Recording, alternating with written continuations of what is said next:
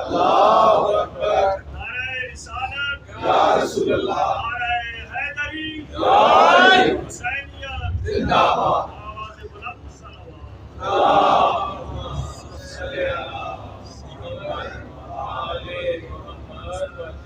اعوذ باللہ من الشیطان الرجیم، بسم اللہ الرحمن الرحیم، الحمد للہ رب العالمین، والصلاة والسلام علی اشرف الانبیاء والمرسلین، خاتم لما سبق والفاتح لمن غلق، المغنن الحق بالحق، ابی القاسم محمد صلی علی محمد وآل اہل بیتہ الطیبین الطاہرین المنتجبین المظلومین الذین اذهب اللہ عنہم الرجس ویطہرہم تطہیرا۔ صلی علی محمد وآل ولعنۃ اللہ علی اعدائہم اجمعین۔ قال رسول اللہ صلی اللہ علیہ وآلہ وسلم، ان الحسین مصباح الہدی و سفینۃ النجات۔ صلوات پڑھ لے محمد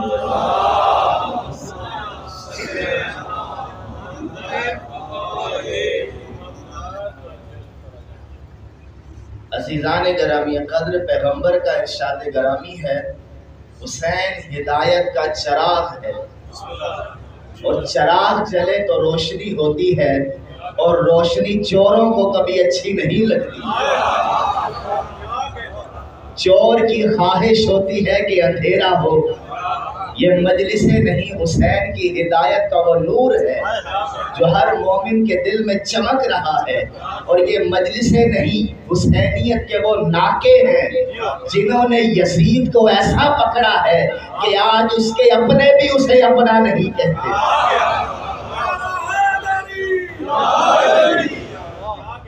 غدیر کا میدان ہے، پالانوں کا منبر ہے، اور آقا علیہ الصلوۃ والسلام منبر پر کھڑے ہو کر ایک خطبہ ارشاد فرماتے ہیں۔ آج بہت سے لوگ دعویٰ کرتے ہیں کہ ہم غدیر خم پر کھڑے ہیں، ہم غدیر خم پر کھڑے ہیں۔ ذرا جا کر پوچھ لو، پیغمبر کے زمانے کا غدیر خم یا آج کا چٹیل میدان؟ اگر غدیر خم پر کھڑے ہیں تو پیغمبر کی وصیت کو بھی یاد رکھنا ہے۔ پیغمبر نے کیا فرمایا تھا؟ میں دو بھاری چیزیں چھوڑ کے جا رہا ہوں، چھوڑی وہ چیز جاتی ہے جو وطن سے ساتھ آئی ہو۔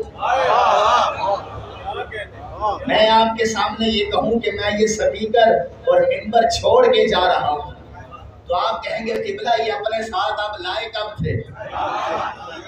پیغمبر نے فرمایا میں دو چیزیں چھوڑ کے جا رہا ہوں، قرآن اور اہل بیت۔ اس ایک جملے میں پیغمبر نے سارے عقیدے بتا دیے۔ خبردار قرآن کو جدا نہ سمجھنا اور اہل بیت کو جدا نہ سمجھنا، جہاں سے میں آیا ہوں وہیں سے یہ دونوں آئے ہیں۔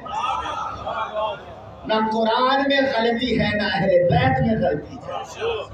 قرآن بھی طاہر ہے، اہل بیت بھی طاہر ہے۔ اور آگے کیا فرمایا؟ مولا کائنات کا ہاتھ پکڑا اور صحابہ سے مخاطب ہو کر فرمایا، کیا میں تمہاری جانوں پہ زیادہ حق نہیں رکھتا؟ سب نے کہا لبیک یا رسول اللہ۔ اس وقت آقا علیہ الصلوۃ والسلام نے فرمایا، من کنت مولاہ فہذا علی مولاہ، جس کا میں مولا ہوں اس کا علی مولا ہے۔ اب مولا کا معنی کیا ہے؟ حدیث سارے مانتے ہیں، کوئی کہتا ہے دوست ہے، کوئی کہتا ہے سردار ہے، ہمیں دونوں ترجمے وارے میں ہیں، بات کا حل نکالنا ہے۔ کوئی کہتا ہے جی سردار مانا ہے، یہ بھی بارے میں ہے۔ آگے ہم پریکٹیکل کر کے دیکھتے ہیں کہ سردار مانتے بھی ہو یا صرف کہے جا رہے ہو۔ کچھ کہتے جی مولا کا معنی دوست ہے، دوستی مان لو، تو آقا علیہ السلام نے فرمایا جو مجھے سردار مانتا ہے وہ علی کو سردار مانے، جو مجھے دوست مانتا ہے وہ علی کو دوست مانے۔ غدیر کے میدان میں محمد نے پیغام دے دیا ہے کہ سردار ماننا ہے تو تب بھی عقیدہ دے رہا ہوں، دوست ماننا ہے تو تب بھی عقیدہ دے رہا ہوں۔ دوستوں سے جنگ نہیں کی جاتی، سرداروں سے بیعت نہیں کی جاتی۔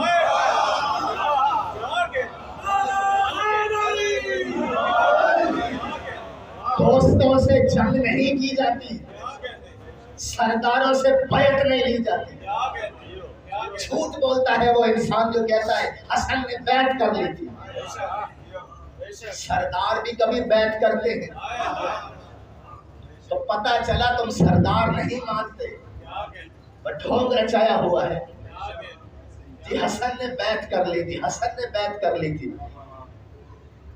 بیعت کہتے ہیں اپنے آپ کو بیچ دینا۔ کس مائی کے لال میں جرت ہے کہ حسن کو خرید لے؟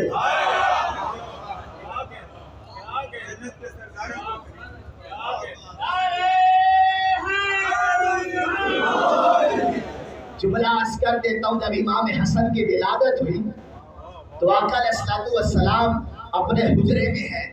جیسے ہی لوگوں نے بتایا کہ زہرا کے گھر میں بیٹے کی ولادت ہوئی ہے، آقا علیہ السلام زہرا خانہ زہرا کی طرف چلنا شروع ہوئے کہ عبائے مبارک صحن زہرا کے بوسے لے رہی تھی۔ پیغمبر کے دونوں بازو توحید کے پرچم بن کر ہوا میں کھلے ہوئے تھے۔ خواجہ حسن نظامی انڈیا کے بہت بڑے عالم ہیں، وہ جملہ بولتے ہیں نبی اتنے شوق سے دوڑا جتنے شوق سے موسیٰ طور پہ اللہ دیکھنے بھی نہیں جاتے تھے۔ حسن کو دیکھنے کے لیے مصطفیٰ آ رہے ہیں، اسے کوئی خریدے گا؟ آقا علیہ السلام نے سیدہ کائنات سے کہا مجھے میرا بیٹا دو۔ اپنی زبان مبارک کو دہنے حسن میں ڈالا۔ علامہ حضرت سجادی علی اللہ مقامہ کا فقرہ ہے، آپ کی نظر کرتا ہوں، معراج ہے معرفت کی۔ زیدی صاحب فرماتے ہیں زبان رسالت افق نبوت سے طلوع ہوئی، زبان رسالت افق نبوت سے طلوع ہوئی اور دہن امامت میں غروب ہو گئی، اور حسن محمد کی زبان کو باپ کا مال سمجھ کے چوسنے لگا۔ جو جوانی سے لے کر لڑکپن تک اور بچپن سے لے کر بڑھاپے تک محمد کا لعاب چوس رہا ہو، زبان چوس رہا ہو، اسے کوئی خریدے گا؟ اسی لیے پیغمبر نے فرمایا تھا کہ حسن حسین میرے دو پھول ہیں۔ یہ کسی عام باغیچے کے پھول نہیں ہیں، باغ نبوت کے پھول ہیں۔ بچوں سے پیار کرنا ہو تو بندہ گھر کی چار دیواری میں کرتا ہے۔ کبھی کسی کو دیکھا ہے کہ سودا لینے جاؤ اور کندھوں پر بچے سوار ہوں؟ تو پیغمبر یا محبتیں دکھا رہے ہیں یا کچھ بتانا چاہتے ہیں کہ ایک کے سامنے حکومت آئے گی، ایک کے سامنے بیعت آئے گی، دونوں کو کندھوں پہ سوار کر کے بتا رہا ہوں کہ جو میرے کندھوں پر سوار ہے انہیں تم بھی اپنے اوپر رکھنا، نیچے نہ رکھنا، اوپر رکھنا نیچے نہ رکھنا۔ تین ہستیاں ہیں جو یہاں پہ سوار ہوئی ہیں اور تینوں کا تعلق جناب زہرا سے ہے علی اور بھی کردار میں حیدر کے سوا۔ جو شاعری سے واقف ہے ان کی نظر کر رہا ہوں، ہے علی اور بھی کردار میں حیدر کے سوا، فاطمہ کوئی نہیں بنت پیمبر کے سوا۔ ہے علی اور بھی کردار میں حیدر کے سوا، فاطمہ کوئی نہیں بنت پیمبر کے سوا۔ کس میں جرت کہ رکھے مہر نبوت پہ قدم، تیرے بچوں کے علاوہ تیرے شوہر کے سوا۔ کائنات میں کوئی ایسا پیر لے کر آ جو قرآن پہ قدم رکھے اور پھر مسلمان رہے۔ ہم ایسے آئمہ کو مانتے ہیں، ایسے پیروں کو مانتے ہیں۔ جھگڑا کیا تھا کہ ہمیں عثمان کے قاتل دو اور ہم علی کی بیعت کرتے ہیں۔ حسن نے صلح کر کے ساری بازی پلٹ دی، اور بازی کیا پلٹی ہے؟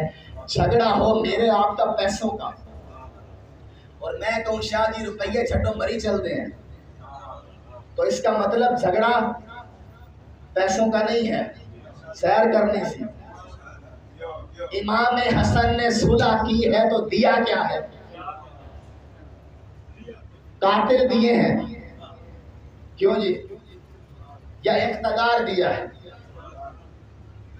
تو حسن ابن علی نے صلح کر کے یہ واضح کیا ہے کہ میرے باپ سے لے کر میری ذات تک اختلاف فقط اقتدار کا تھا، قصاص کا نہیں تھا۔ جو حسن ابن علی کے اس موقف کو نہیں سمجھے ہیں کہ صلح ہے صلح ہے صلح ہے، بھائی صلح دوستوں سے نہیں کی جاتی، اختلاف ہوتا ہے تو صلح ہوتی ہے۔ ہاں صلح ہو گئی ہے، ہم آگے کوئی حرزہ سرائی نہیں کرتے۔ 20 سال معاہدے کو حسن نے بھی مانا ہے، حسین نے بھی مانا ہے، پر آگے بھی تو چلو نا۔ 20 سال اگر معاہدہ ہوا ہے تو ہم تو خاموش ہیں حسن کی وجہ سے۔ حسن نے تو اپنے قاتل بھی بے نقاب نہیں کیے، لیکن ہم حسین کی شہادت سے مزید آگے چلتے ہیں کہ بھائی وہ حسن ابن علی امت کے محسن ہے یا کوئی اور ہے؟ امت پہ احسان کس نے کیا؟ خون ریزی کو روکا کس نے ہے؟ اور یہاں پر امامت کا نقطہ سمجھانا چاہتا ہوں۔ امامت کا تعلق نہ ممبر سے ہے، نہ طاقت سے ہے، نہ اقتدار سے ہے۔ 25 سال علی کے پاس ممبر نہیں ہے، علی پھر بھی بولتا ہے۔ حضرت عمر نے کہا تھا نا کہ علی نہ ہوتے تو میں ہلاک ہو جاتا۔ وہ ٹیکسلا کی مسجد کا ممبر نہیں تھا جس پہ بیٹھ کے کہا تھا، ایک چٹیل میدان میں کہا تھا۔ جب حضرت علی حضرت عمر کو ہلاکت سے بچا سکتے ہیں تو سنی شیعہ کو نہیں بچا سکتے۔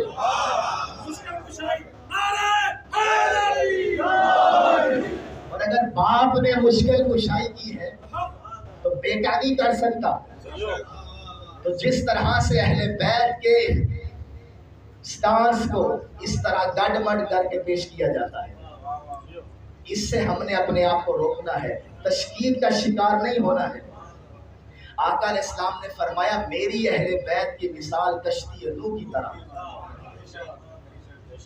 جو اس میں سوار ہو گیا وہ نجات پا گیا، اور جو باہر کھڑا رہا وہ غرق ہو گیا۔ اب میں شیعوں سے مخاطب ہوں، حدیث تو سن لی ہے، کشتی میں بھی سوار ہے، پر مسئلہ یہ ہے کہ کشتی خود چلانا چاہتے ہیں، علی سے چلوانی ہے۔ علی سے لے کر مہدی تک یہ راہبر ہے اور کشتی میں ہم سوار ہیں۔ ہم علی سے نہیں پوچھیں گے کہ 25 سال تلوار کیوں نہیں اٹھائی، ہم علی سے نہیں پوچھیں گے کہ جمل میں تلوار کیوں اٹھائی ہے۔ بھائی علی کو امام مانا ہے تو علی بتائے گا نا، نکلو۔ جیسے مالک اشتر کو کہا تھا پیچھے ہٹ کے، جب مقدس کتاب کو نیزوں پہ اٹھایا گیا تو کیا کہا تھا؟ پیچھے ہٹ گئے۔ احسان مانو علی کا احسان، علی پیچھے ہٹے ہیں۔ حالات اچھے نہیں ہیں ورنہ جملے کی وضاحت کرتا، علی پیچھے ہٹے ہیں۔ تو عزیزان گرامی اکابر، کشتی میں سوار ہونا ہے پر مولا کائنات کی سربراہی میں سوار ہونا ہے، اور علی سے پوچھ پوچھ کے چلنا ہے۔ اور اس کشتی میں سوار ہونے کا مطلب کیا ہے؟ عقیدے پوچھنے ہیں تو علی سے پوچھنے ہیں، زندگی کے رویے پوچھنے ہیں تو علی سے پوچھنے ہیں، رزق کیسے کمانا ہے علی سے پوچھنا ہے، گھر میں کیسے رہنا ہے علی سے پوچھنا ہے۔ پیغمبر نے کشتی کی مثال دے کر بتایا کیا ہے کہ جتنے بھی تلاطم آئے، جتنے بھی طوفان آئے، تم نوح والی کشتی میں سوار ہو جاؤ، کبھی گمراہ نہیں ہوگے۔ اب یہاں مثال کا مطلب کیا ہے کہ جتنے تم پر فتوے لگ جائیں، تمہیں ساری دنیا چھوڑ کے چلی جائے، علی کا ہاتھ نہ چھوڑنا۔ کہیں میں اشارہ کر دیا تھا، دعوت ذوالعشیرہ ہے۔ پیغمبر نے کہا کون ہے جو میری مدد کرے؟ علی 3 بار کھڑے ہوئے، 3 پہ غور کرنا. علی 3 بار کھڑے ہو کر بتا رہے ہیں انا یا رسول اللہ، یا رسول اللہ میں حاضر ہوں. آقا علیہ السلام نے بٹھا دیا. پھر پوچھا کون ہے جو میری مدد کرے. یہاں سے یہ نہ کہنا کہ اپنے گھر والوں کو نوازتے ہیں. بھائی سب کو موقع دیا ہے پیغمبر نے، اب کوئی اٹھا ہی نہیں تو میرا کیا قصور ہے. 3 مرتبہ مولا علی اٹھے ہیں. غزوہ خندق ہے. پیغمبر نے کہا کون ہے جو اس کتے کی زبان بند کرے. اب سارے دیکھ رہے ہیں وہی اٹھا تھا جس کو اٹھنا چاہیے تھا. مولا علی پھر کھڑے، علی پھر کھڑے ہوئے کہ یا رسول اللہ میں حاضر ہوں. دعوت ذوالعشیرہ ہے. پیغمبر نے فرمایا کون ہے میری مدد کرے. مولا علی کھڑے ہوتے ہیں. غزوہ خندق ہے. آقا علیہ السلام نے کہا کون ہے جو میری مدد کرے. مولا علی پھر کھڑے ہوتے ہیں. دعوت ذوالعشیرہ میں علی بتا رہے ہیں میں محمد کا ناصر ہوں. غزوہ خندق میں علی بتا رہے ہیں میں محمد کا ناصر ہوں. غدیر میں محمد بتا رہے ہیں تمہارا ناصر ہے.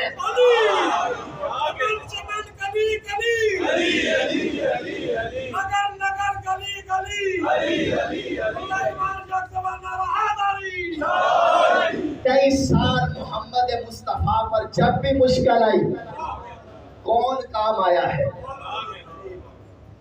ہجرت کی رات ہے. آقا علیہ السلام نے اپنی امانتیں علی بن ابی طالب کے حوالے کی کہ کافروں کی امانتیں میرے پاس ہیں، یہ صبح دے کر مدینے آ جانا. بھائی دنیا کی امانتیں ہیں، کافروں کی امانتیں ہیں، علی کو دے کے جا رہے ہیں. ذرا جملے پہ غور کریے. پیغمبر اور کیسے بتائیں کہ میرے بعد رہبر کون ہے، میرے بعد کن کو ماننا ہے، میرے بعد کن کے سامنے جانا ہے. میں نے ایک جملہ کہا تھا آپ کی نظر بھی کر دیتا ہوں. پیغمبر نے ہمیں 2 قبلے بتائے ہیں. ایک سر کا قبلہ ہے، ایک ماتھے کا قبلہ ہے. سر کا قبلہ خانہ کعبہ ہے، دل کا قبلہ حیدر کرار ہے. سروں کو کعبے کے آگے جھکانا ہے اور دلوں کو آل محمد کے آگے جھکانا ہے. 1 انچ بھی جو آل محمد سے برسر پیکار ہو گیا اس کی اپنی قسمت ہے.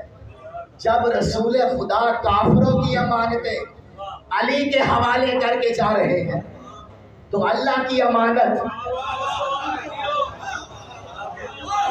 کسی اور کے حوالے کر کے کیسے جائیں گے.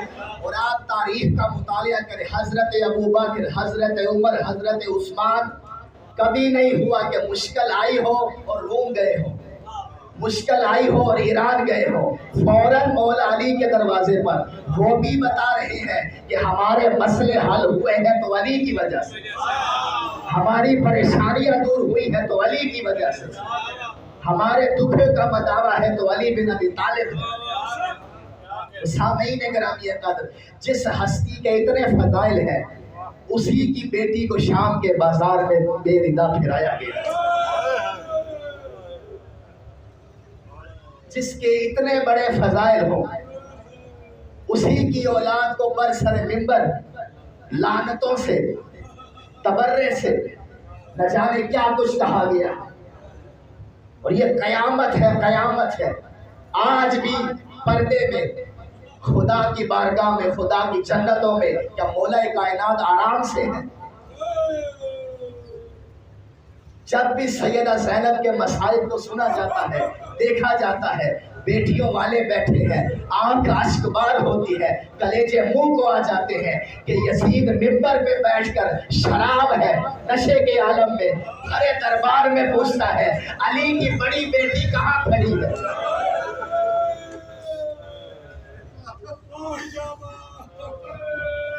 ایک بغیرت کہتا ہے وہ بڑھیا عورت کے پیچھے کھڑی ہے. جناب فضا نے کہا خبردار، آواز نیچے کر کے بات کر، میں زینب کا پردہ بن کے کھڑی ہوں. میں نے رسول سے لمبی زندگی آج کے دن کے لیے مانگی تھی.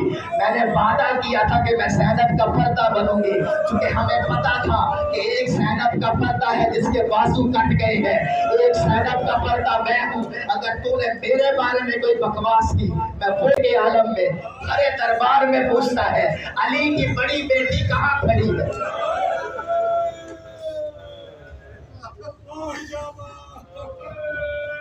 ایک بغیرت کہتا ہے وہ بڑھیا عورت کے پیچھے کھڑی ہے. جناب فضا نے کہا خبردار، آواز نیچے کر کے بات کر، میں زینب کا پردہ بن کے کھڑی ہوں. میں نے رسول سے لمبی زندگی آج کے دن کے لیے مانگی تھی. میں نے وعدہ کیا تھا کہ میں زینب کا پردہ بنوں گی، کیونکہ ہمیں پتا تھا کہ ایک زینب کا پردہ ہے جس کے بازو کٹ گئے ہیں، ایک زینب کا پردہ میں ہوں. اگر تو نے میرے بارے میں کوئی بکواس کی، میں وہ کر کے دکھاؤں گی تو سوچ بھی نہیں سکتا. یزید نشے کے عالم میں ہے. ابو طالب کی شریف پوتی فضا کے پیچھے کھڑی ہے. سیدہ فضا نے یزید کو للکارا ہے. ایک دم یزید نے اپنے فوجی سے کہا اس بڑھیا کو آگے سے ہٹا. اس نے یوں تازیانہ اٹھایا، جناب فضا کے ہاتھ پہ مارا، خون کا فوارہ نکلا.